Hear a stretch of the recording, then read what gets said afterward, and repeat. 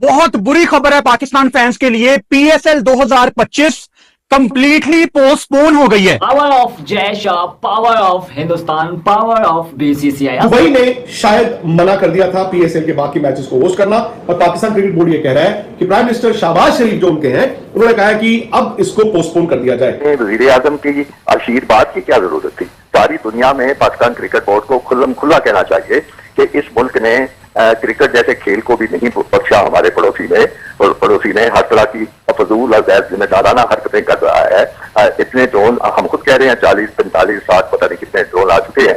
अब मुझे बताइए, जब इस तरह अंधाधुंध ड्रोन भेजे जा रहे हो, अंधाधुंध हरकतें गैर जिम्मेदाराना पड़ोसी मुल्क कर रहा हो, तो वहां पे क्रिकेट खेलने का कौन सी गुंजाइश रह जाती है? अगर दुबई ने, फर्ज करो, अभी हमारे पास कोई सबूत नहीं है इस चीज का, लेकिन अगर दुबई ने इंडिया का हाथ पकड़ लिया कि आप आके ज्यादा पैसे दे दो, आप यहां पे आईपीएल करा दो, तो पाकिस्तान क्रिकेट बोर्ड ने पोस्टपोन करने से बेहतर था आप वेन्यू चेंज कर देते। कहीं ऐसा तो नहीं कि एक प्रेस रिलीज पहले आ चुका था जिसमें यह बात कह दी गई थी कि लीग दुबई जा रही है और हम वहां पे शिफ्ट कर रहे हैं, उसके बाद दूसरी प्रेस रिलीज के लिए, दूसरे एलामिये के लिए शहबाज शरीफ साहब के नाम की जरूरत पड़ी? ये है बीसीसीआई की पावर। जब आपके पास पैसा होता है ना, तब आप भाई सब कुछ कर सकते हो।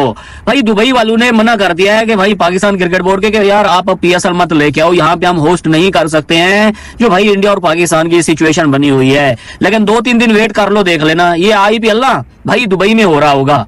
दुबई वाले फिर ये नहीं बोलेंगे कि भाई पाकिस्तान और इंडिया की क्या सिचुएशन है, भाई वो देख लेंगे भाई पैसे वाला कौन है। अभी तक मुझे ये चीज समझ नहीं आ रही कि ऐसा क्या हो गया कि आपने कंप्लीटली पोस्टपोन कर दिया। यूएई, उसके काफी स्ट्रॉन्ग रिलेशंस है, तो मुस्लिम कंट्री, पाकिस्तान के साथ तो रिलेशन है, लेकिन इंडिया के साथ भी बड़े स्ट्रॉन्ग रिलेशन है। और जब बात आए क्रिकेट की, तो फिर तो कोई भी इंडिया से पंगा नहीं ले सकता। यह बात हकीकत है कि जिसके पास पैसा होता है, पावर होती है, उसका इन्फ्लुएंस होता है। मैं समझता हूँ पाकिस्तान क्रिकेट बोर्ड को पूरी तरह सूरत हाल बयान करके कि हमारे साथ पड़ोसी मुल्क जो है वो खेल को भी नहीं बख्श रहा और ये हरकतें कर रहा है, तो इसलिए हम अपने एक जिम्मेदार मुल्क हैं, हमें ख्याल है कि हमने जिन खिलाड़ियों को बतौर मेहमान अपने पास बुलाया है उनकी हिफाजत हमारी जिम्मेदारी है, तो इसलिए हम ये चीज कर रहे हैं। मुझे ये भी समझ नहीं आ रहा कि दुबई स्पोर्ट्स सिटी में पाकिस्तान के अपने बंदे बैठे हुए हैं। दुबई स्पोर्ट्स सिटी में, दुबई स्पोर्ट्स सिटी की मैनेजमेंट में बड़ी पोजीशंस पे पाकिस्तानी लोग बैठे हुए हैं जो डिसीजन मेकर्स हैं। ये चीज मुझे समझ नहीं आ रही। मैं अगेन बता रहा हूं, मैंने वीडियो बनाने से पहले 10 मिनट ठंडे दिमाग से सोचा है कि यह क्यों हुआ। खौफ छा गई भाई, खौफ छा गए, डर का माहौल है। ये जो खुशियां थी कुछ ही घंटों के लिए, ये जो मस्तियां चल रही थी, खाक में मिला दिया बीसीसीआई जय शाह ने, क्योंकि आईपीएल शिफ्ट होने जा रहा है दुबई में। ऐसी खबरें मिल रही है शायद कि इंडिया के बाद अगर कोई ऐसा कोई बहुत बड़ी, कोई लाखों में कोई आबादी है यूएई में जो इंडियंस रहते हैं, लोकल आबादी भी बहुत ज्यादा है, तो अब जो हालात है और वो दोनों मुल्कों के बीच में जंग लड़ी हुई है, तो ये 2-3 जो फैक्टर्स हैं, एक तो बीसीसीआई खुद फाइनेंशियली बड़ा स्ट्रांग है और उसके साथ कोई नहीं पंगा लेना चाहेगा। उन्होंने हमें बहुत हैरान किया है, तुम तो बहुत बाद में आ रहे हो यार, नहीं तुम्हें शायद पता नहीं है इधर चल क्या रहा है। तो पीएसएल कैसे पोस्टपोन हो सकती है? आप ओमान जा सकते थे, इवन आप मलेशिया, आपके पास इतनी कतर यार आपके पास बड़ी ऑप्शंस थी। ये पीएसएल पोस्टपोन नहीं होनी चाहिए थी। पहले हमारे पास एक खबर आई थी कि 14 तारीख से 24 तारीख तक एक शेड्यूल बनाया जा रहा है, दुबई के अंदर मैचेस होंगे। वो उस पर हम अभी विलो करने वाले थे कि एक और खबर आ गई और अभी अभी ये डिसाइड हुआ है, जब पीसीबी हुकाम ने बाकायदा सिक्योरिटी ओहदेदारों के साथ एक मीटिंग की, उसके बाद ये फाइनलाइज किया गया कि पाकिस्तान सुपर लीग को भी पोस्टपोन किया जा रहा है। क्या इंडिया अब आईपीएल दुबई में करवाएगा? ये अब आने वाला टाइम हमें बताएगा। लेकिन मेरा सवाल पाकिस्तान क्रिकेट बोर्ड से यह है कि अगर दुबई में इंडियन लॉबी एक्टिव हो गई है, अगर उन्होंने आईपीएल दुबई लेके जाना ही जाना है, तो आपके पास ओमान की ऑप्शन भी मौजूद थी। वहां पे खुल्लम खुल्ला कहना चाहिए कि इस मुल्क ने क्रिकेट जैसे खेल को भी नहीं बख्शा हमारे पड़ोसी ने, और पड़ोसी ने हर तरह की फजूल और गैर जिम्मेदाराना हरकतें कर रहा है। इतने ड्रोन हम खुद कह रहे हैं 40, 45, 60 पता नहीं कितने ड्रोन आ चुके हैं।